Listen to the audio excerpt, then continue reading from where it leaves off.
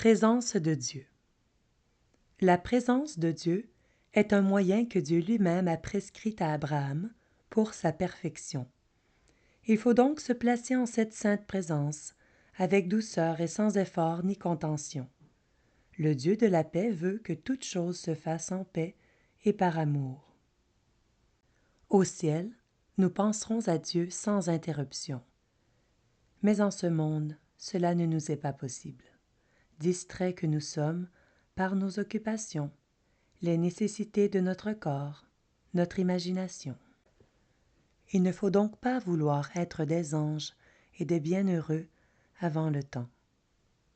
Il en est qui croient ne pas avoir la présence de Dieu parce qu'ils ne pensent pas à lui. Ils se trompent. Si vous ne pensez pas à Dieu, agissez pour Dieu en vertu de l'intention qui a précédé, et votre action aura plus de prix que votre pensée. Pendant que le médecin ou le pharmacien compose le médicament du malade, peut-être ne pense-t-il pas à lui.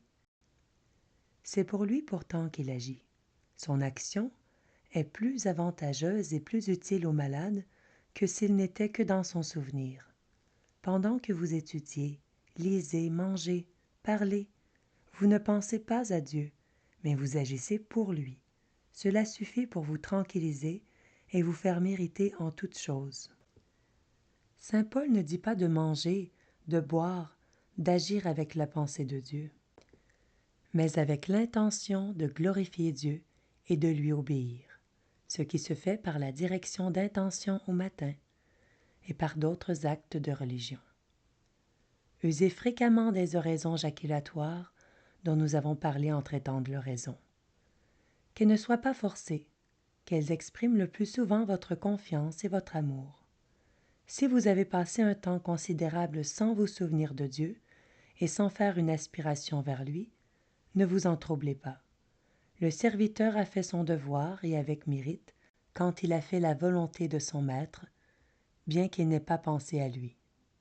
N'oubliez jamais que l'action faite pour Dieu a plus de prix que la pensée de Dieu, et que la pensée est faite pour l'action, et non l'action pour la pensée.